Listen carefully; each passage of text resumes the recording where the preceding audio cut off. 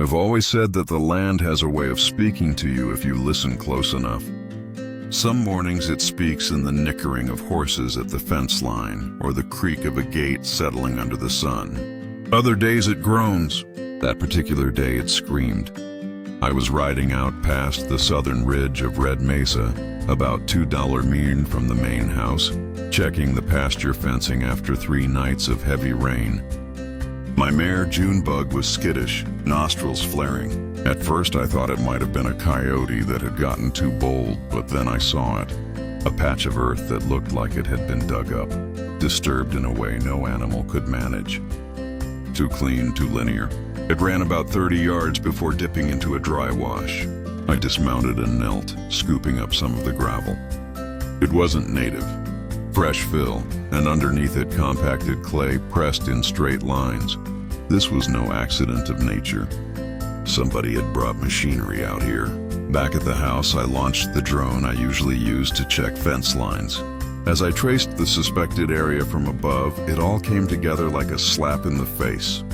A narrow trench, serpentine but purposeful, zigzagging right through the base of the canyon and back out the other side. Whoever did it had tried to be smart. They kept it low, followed the dips, avoided roads, but they didn't know I'd spent 20 years laying water systems for the Army. You can't hide that kind of work from someone who knows the signs.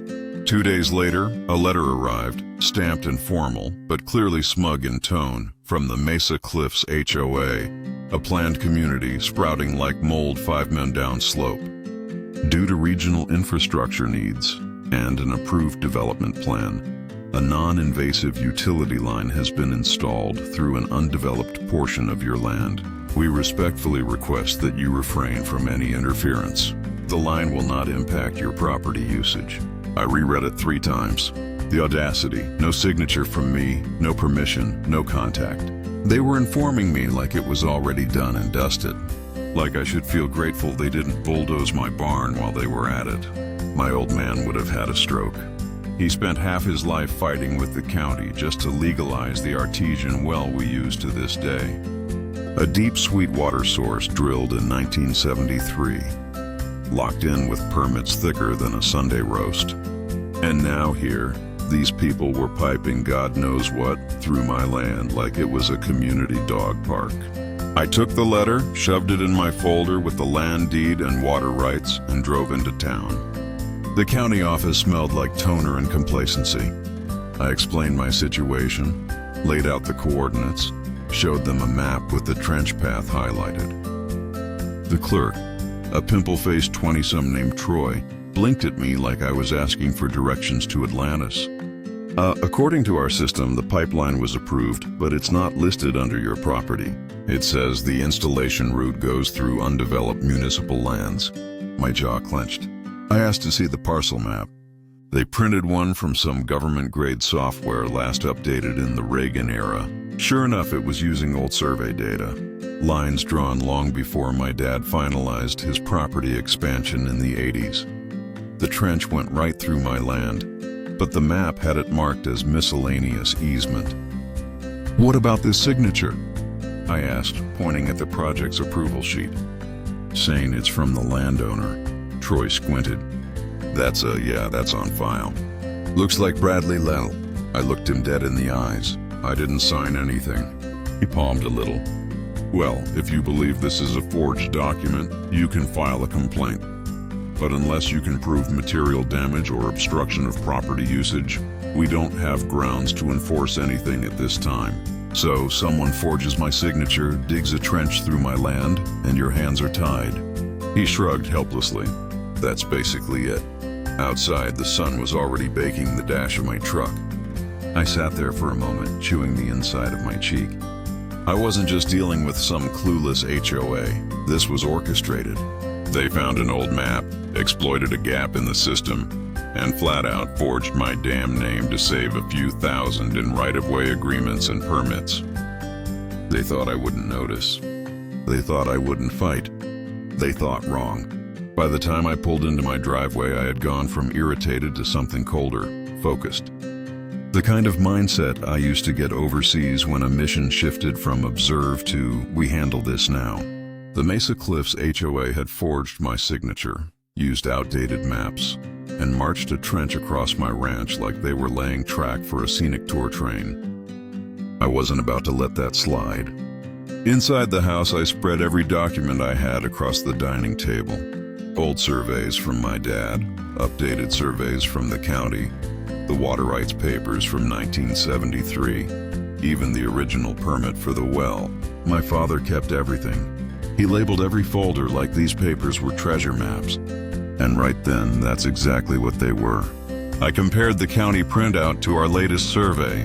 The municipal land they claimed to use, that rectangle of nothing on the map, it was part of our ranch acquired in 1987. The county just never updated it. Sloppy bureaucrats met an opportunistic HOA, and here I was with a trench.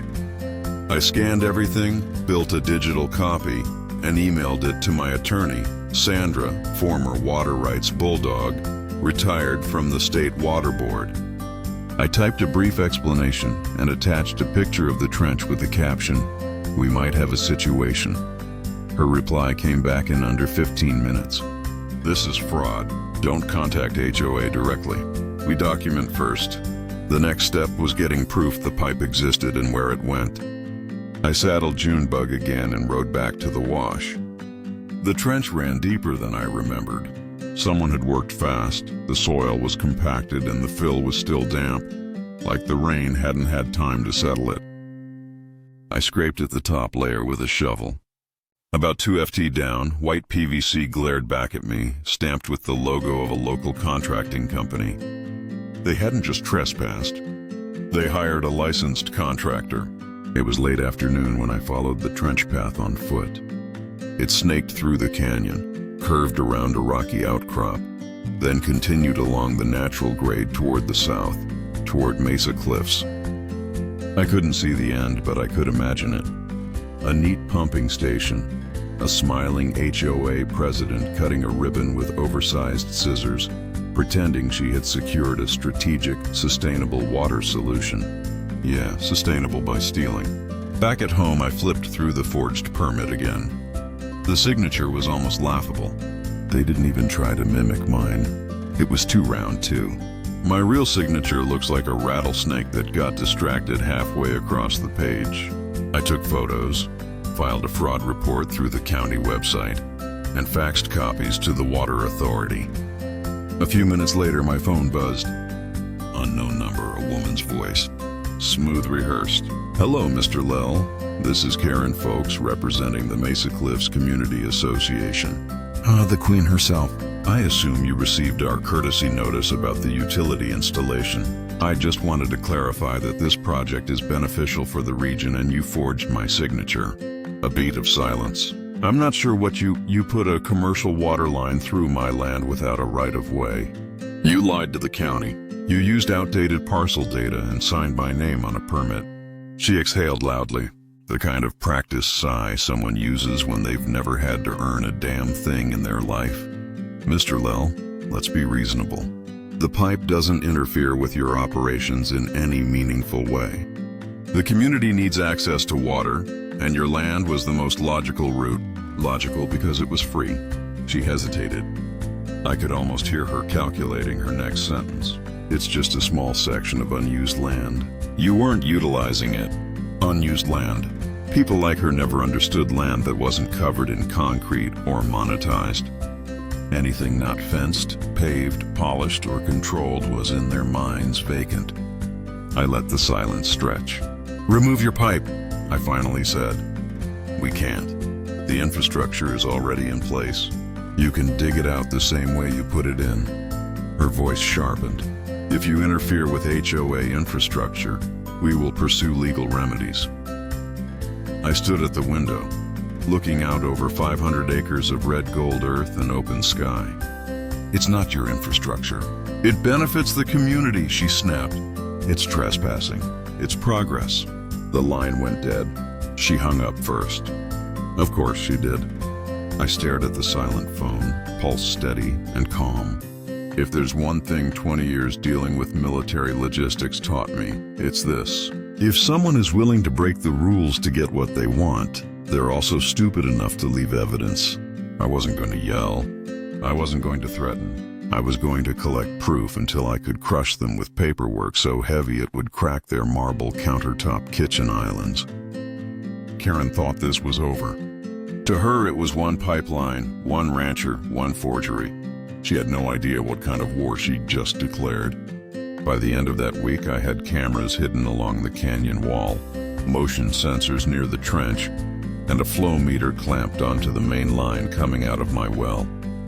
If they so much as sneezed near that pipeline, I'd know about it. The first reading came in late Thursday night. Flow drop, significant meaning water. My water was moving through that pipe. Not rain runoff, not groundwater seep. Actual draw from my well. I watched the numbers on the monitor, slow at first, then steady. Someone downslope had opened a valve.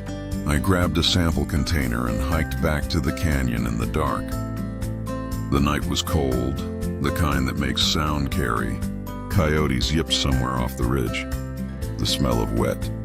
The night was cold, the kind that makes sound carry. Coyotes yipped somewhere off the ridge. The smell of wet clay still lingered from the rain.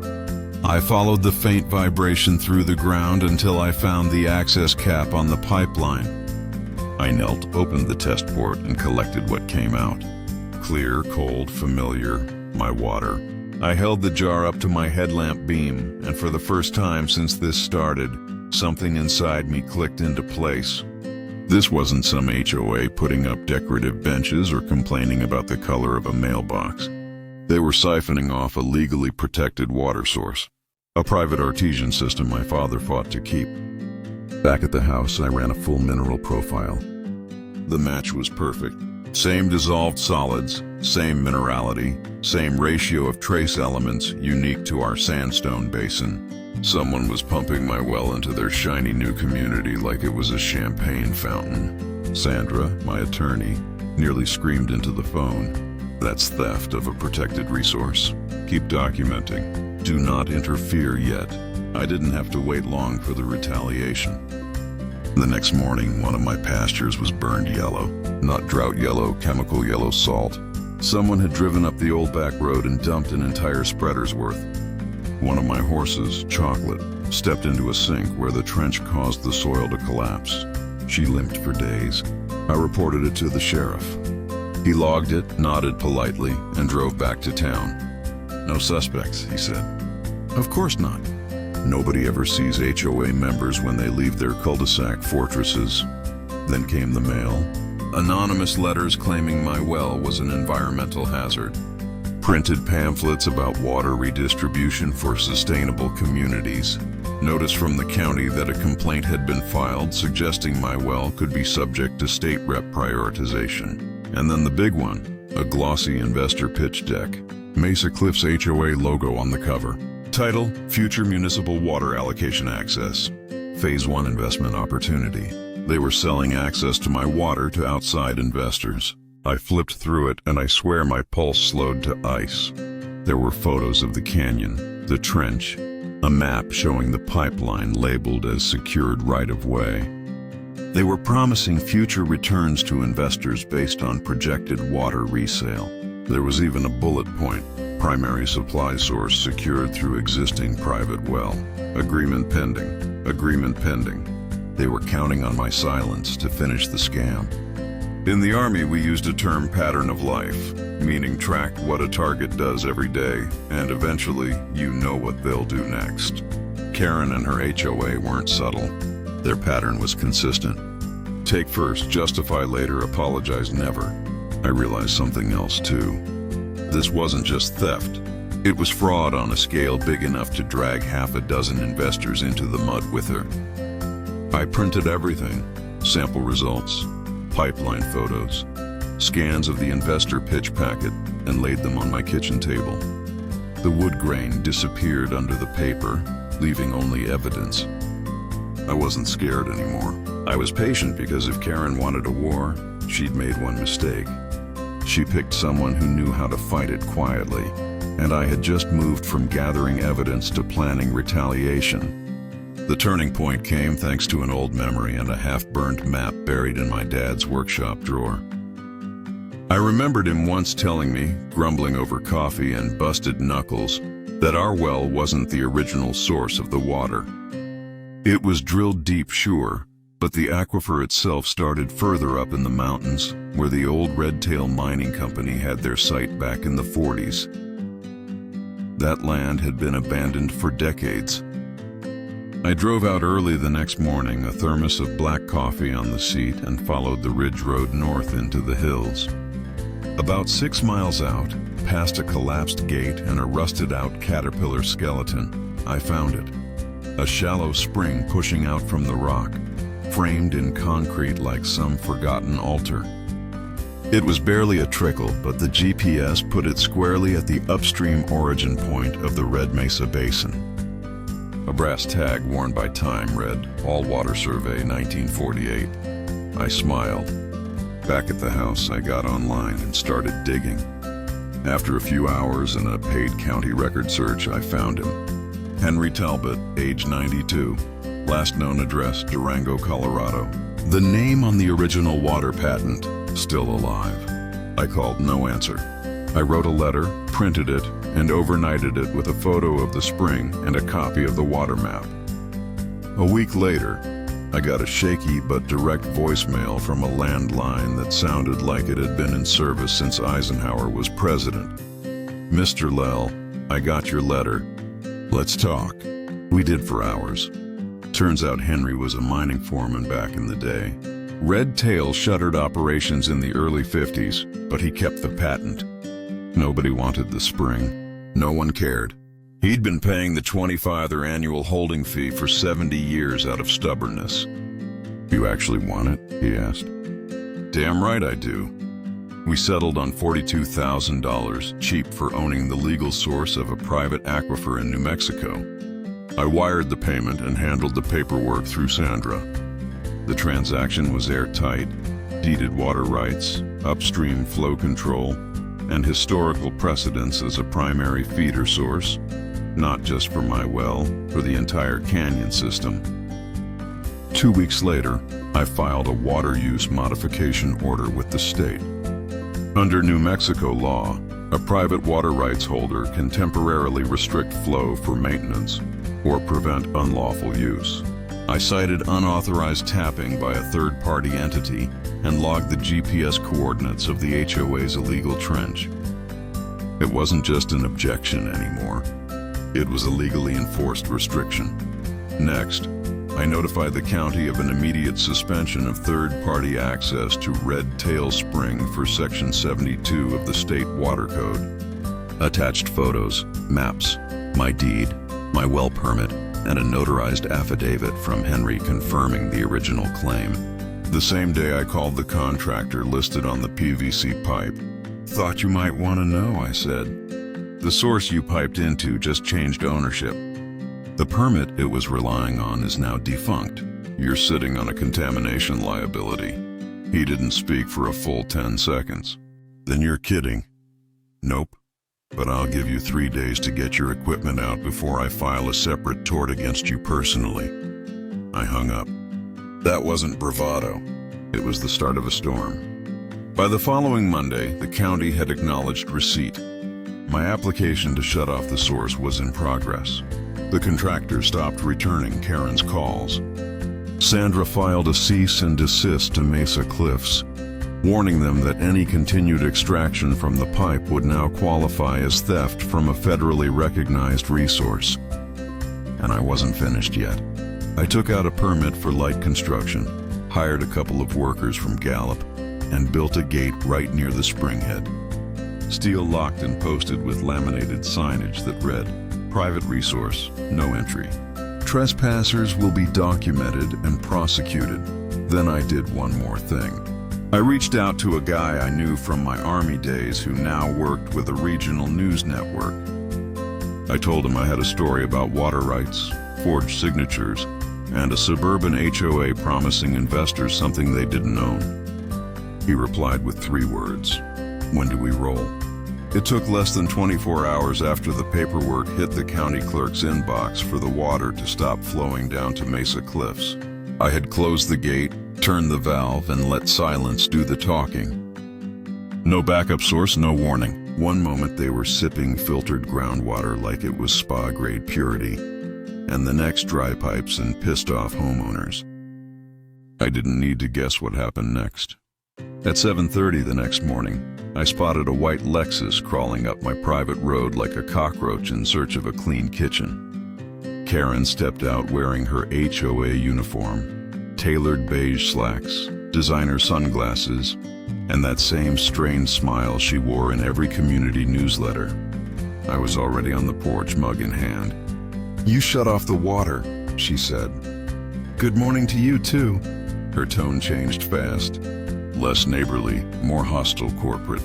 "You're legally obligated to ensure regional water flow per infrastructural consistency clauses in the stop," I said, pointing my coffee mug at her like a weapon. "You forged my signature. You trespassed on my land. You stole water from a private well. Now you're standing here asking me to what? Open the valve back up and pretend it never happened? We have families down there," she said. "Children, you have lawyers too. Maybe talk to them." That did it. The smile fell off her face like a cheap mask in the rain. "This isn't over, Karen," I said, stepping closer. "You built a pipeline without permits. You accessed a source you didn't own. You sold access to investors under a lie. Then you tried to paint me as the villain for protecting what's mine. It was over the moment you got greedy." She opened her mouth to fire back, but the sound of tires on gravel made both of us turn. A sheriff's cruiser pulled up. Out stepped Deputy Harlan, the one who'd written up the pasture vandalism like it was a missing bike report. He tipped his hat, looked between us, then motioned for me. "We got a report of intentional disruption to critical infrastructure," he said. "Mesa Cliffs HOA claims you're responsible for damaging their water access." "Perfect timing," I said.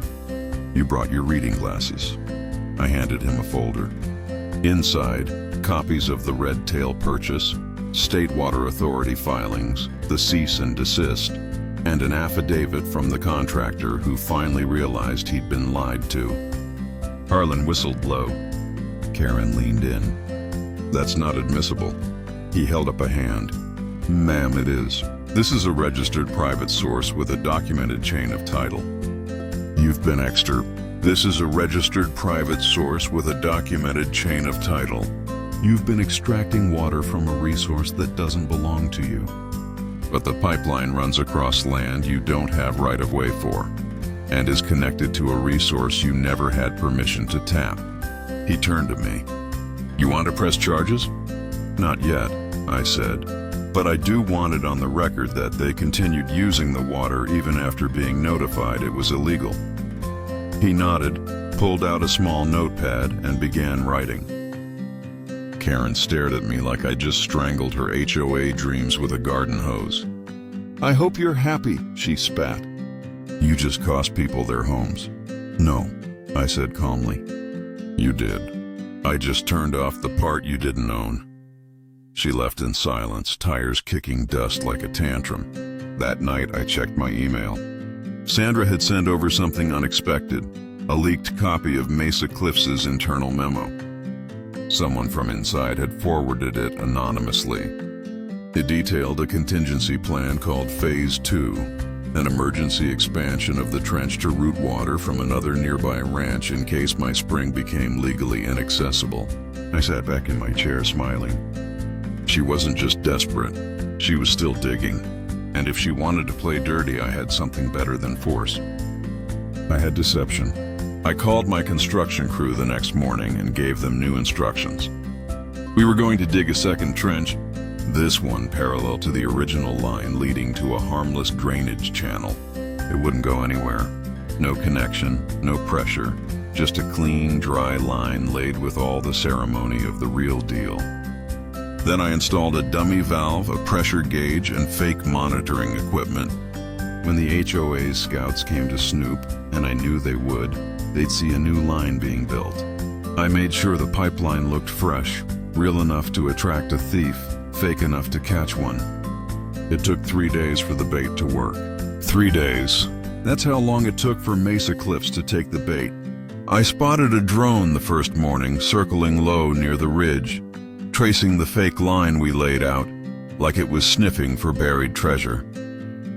I waved at it with a smile, standing next to a wheelbarrow full of PVC fittings and a clipboard that said nothing important, but looked official enough from the air. That evening, I installed the final touch, a mock pressure gauge with blinking lights that meant absolutely nothing, but looked damn convincing. The next day, my trail cams caught two figures skulking along the fence line. Contractors, judging by the boots and body language.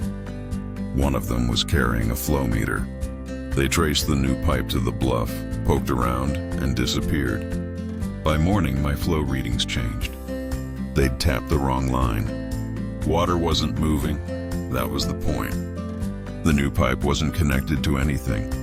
It ran 10 yards into the rock face and ended in a sealed cap. But Mesa Cliffs, desperate to reclaim control, had spliced into it like thirsty bandits, hoping I'd rerouted the source to avoid litigation. I gave them 2 days. Then I sent Sandra a fresh package of evidence, photos of their people on my land again, drone footage, and most importantly, proof that they were now actively tampering with a system they believed was in use. The cherry on top, a bottle of the water pulled from the fake line. It had no mineral signature, just filtered runoff I dumped into the system to make it appear active. Sandra whistled when she read my report. "This," she said, "is textbook entrapment. Beautiful." I knew Karen would flip. She did. 2 more days passed before she pulled her next move, a press release. She held a damn press conference in front of the Mesa Cliffs clubhouse, wearing her smug PR smile, standing in front of a banner that read, "Water equity for Mesa Cliffs, community first." She painted herself as a local hero, talking about critical access to clean water, obstruction by a single landowner, and how infrastructure must adapt to serve all. She didn't name me. Didn't have to. Everyone knew who she meant. They even rolled out a TikTok campaign. Teenagers dancing while holding gallon jugs with captions like, "Free the spring and don't let Grandpa gatekeep water."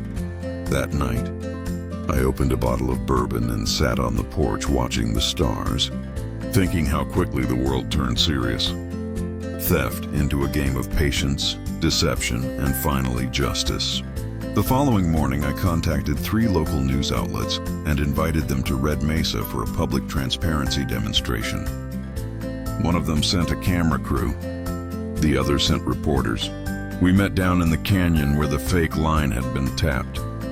I stood beside the captain and uncorked the dummy valve. "Ladies and gentlemen," I said, "this is what Mesa Cliffs broke into last week." A trickle of rainwater and rusty drips spilled out onto the rock. The cameraman leaned in, confused. The reporter looked stunned. "This is what they thought was a live water line," I continued. "It's not. It never was. I laid this pipe 3 days before their people trespassed, hoping they'd be desperate enough to chase it. They were."